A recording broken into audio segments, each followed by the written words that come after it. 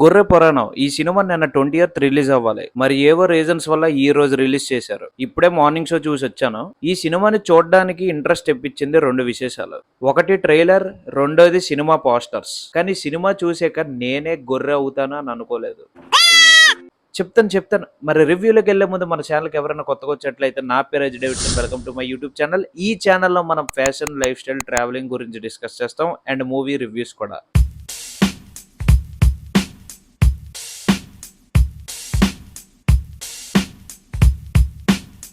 ఒక గొర్రె రెండు రిలీజియన్స్ మధ్య ఒక ప్రాబ్లం క్రియేట్ చేస్తుంది. సో ఆ టూ రిలీజియన్స్ గొడవ పడుతున్నప్పుడు ఇష్యూ కొంచెం సీరియస్ గా వెళ్తది. అదే టైంలో మినిస్టర్ కొడుకు ఒక అమ్మాయిని మర్డర్ చేస్తాడు. ఆ న్యూస్ బయటకు రాకూడదని ఈ గొర్రె న్యూస్ వైరల్ చేస్తారు.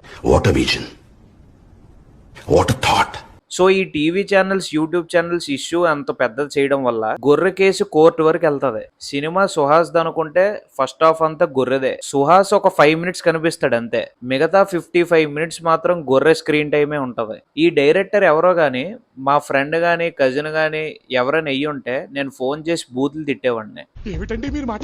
ఏదో చేసేద్దాం అనుకున్నారు, కానీ ఏదో అయిపోయింది. అంటే గొర్రె కాన్సెప్ట్ తీసుకోవడం, ఆలోచించడం కొత్తగానే ఉంది. దాన్ని కరెక్ట్ గా తీసి మంచిగా ప్రజెంటేషన్ చేస్తే జనాలకు నచ్చుతుంది. గొర్రెకి తరుణ్ భాస్కర్ వాయిస్ ఓవర్ ఇచ్చాడు.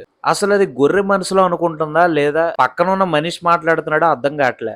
మనకు అనిపించాలి నిజంగానే గొర్రె మనసులో మాట్లాడుకుంటుంది ఏంటి అని అనిపించాలి. ఇంకా సినిమాటోగ్రఫీ అంటారా, చాలా సీన్స్ వరస్ట్ గా ఉన్నాయి. ఏదో యూట్యూబ్ లో చిన్నపిల్లలు వీడియోలు తీసి పెట్టేస్తారు కదా, అలా ఉంది. బ్లర్ గా తీశారు. కొన్ని సీన్లు అయితే చుక్కలుగా కనిపిస్తున్నాయి. ఏదో మొబైల్ కెమెరా తెచ్చి షూట్ చేసేసినట్టు ఉన్నారు. ఎడిటింగ్ కూడా ఏదో కట్ చేసి స్ప్లిట్ చేసి పెట్టినట్టు ఉన్నారు. కలర్ గ్రేడింగ్ కూడా చాలా పూర్ గా ఉంది. మ్యూజిక్ ఏదో యావరేజ్ గా ఉంది.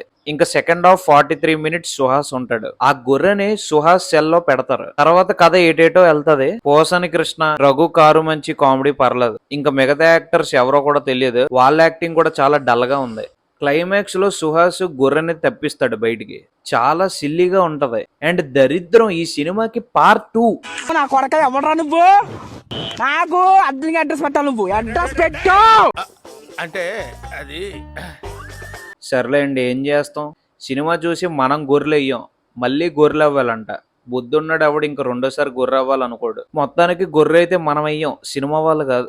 ఫైనల్ గా ఈ మూవీకి నేను ఇచ్చే రేటింగ్ 1 star. ఆ 1 star కూడా ఎందుకంటే ఏదో కొత్తగా ట్రై చేద్దామని ఆలోచించినందుకు అంతే. మరి ఇంక వీడియో నచ్చితే లైక్ చేసి షేర్ చేయండి. అలానే ఇప్పటి వరకు మన ఛానల్ కి ఎవరైతే సబ్స్క్రైబ్ చేసుకోలేదో please do subscribe and click the bell icon. See you in the next video buddies.